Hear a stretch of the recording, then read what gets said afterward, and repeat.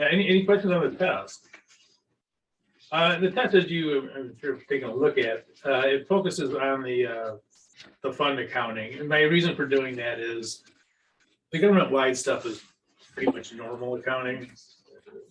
A couple little quirks, but for the most part, it's just normal accounting. So, you know,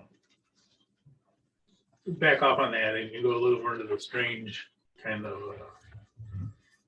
fund accounting with all the budgetary accounts and all that kind of stuff. I have a question for the final exam, the question 9. Does it fall under revenue and cash receipts? No.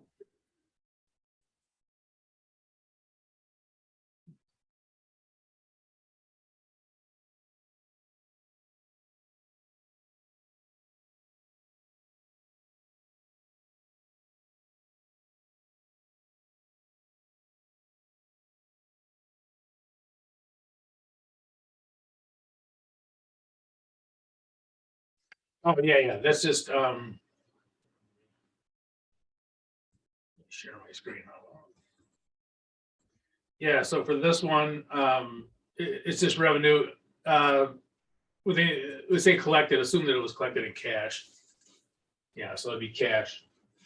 Okay. Yeah. I should take a look at it. I should say, I should put that in there somewhere. Yeah. Maybe, yeah, license and permits. It could be sales tax or anything like that, but.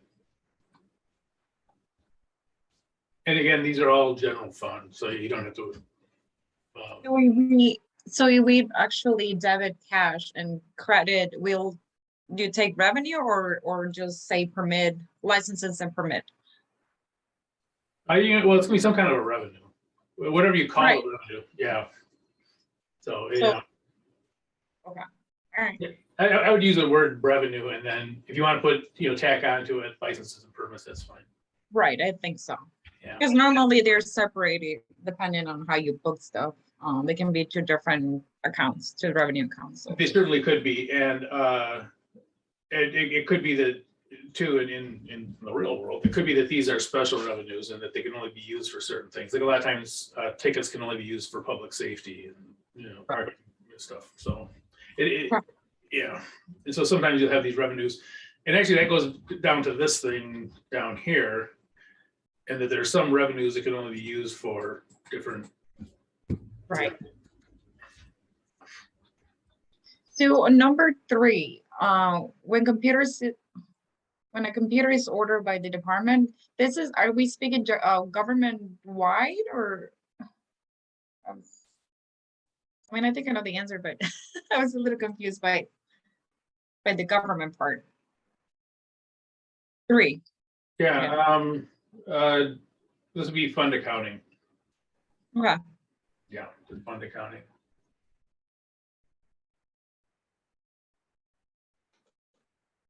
I think all of these are actual CPA questions.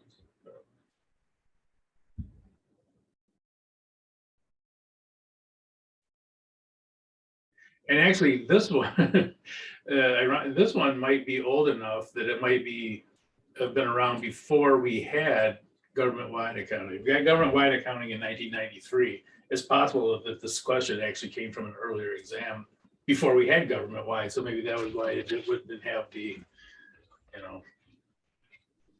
didn't specifically say for fund accounting or general fund accounting.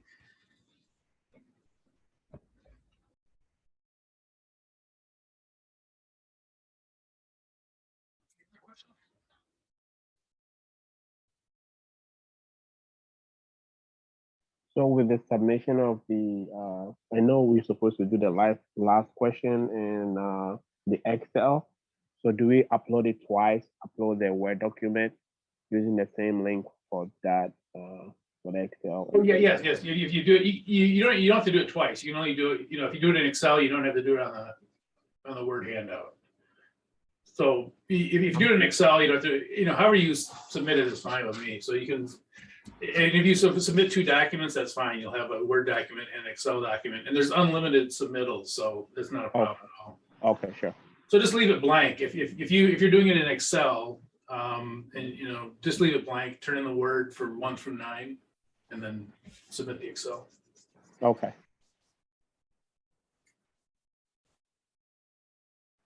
As long as it's submitted once. As long as they got 1 degree, that's all I need.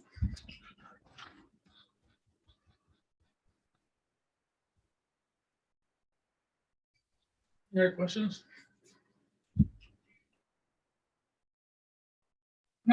I have No. no more questions. No.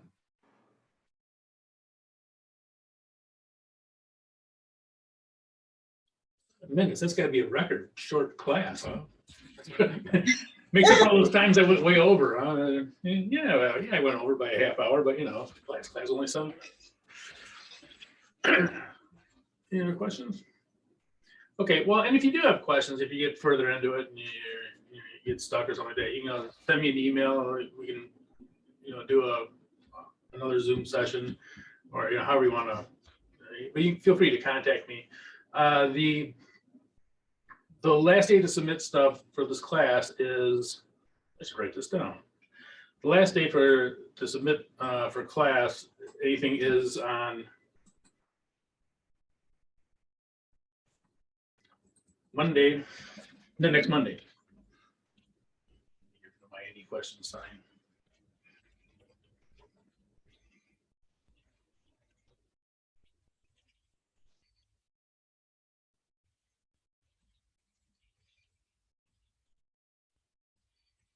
Next Monday is the last day to submit anything for class. And just so you know, the grades, we can't turn in the grades piecemeal. So I can't turn in the grade, if I have Amy and Bill and whatever, Kathy, I can't submit Amy and Bill and not Kathy, wait around for Kathy to get stuff. And when I say that, it's because there are people that are taking classes that there may be prerequisites either in hours or in prerequisites for the class itself.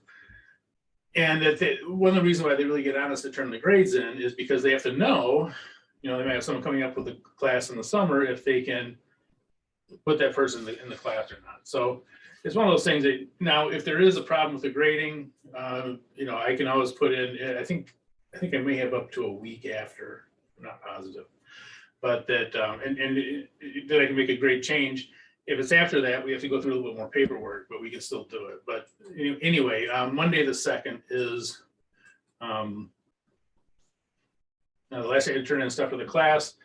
And again, that's not because I'm in a rush to get the grades in, but there are people who are in a rush because they have students signing up for and taking other classes in the summer that maybe be dependent on that. Although I don't think this is probably a prerequisite for any other class. This is a pretty high level.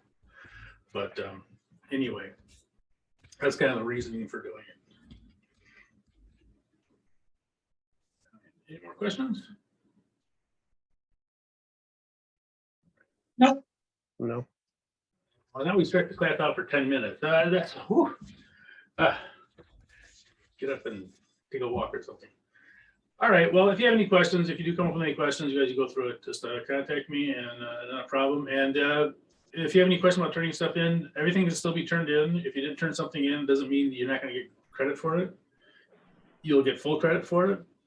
Just get it in by Monday, and that should be it. Okay. Well, great having you guys, and hopefully I'll see you again. Thank you so much, Professor. Okay, bye. Thank you, Professor. Thank you. Bye-bye.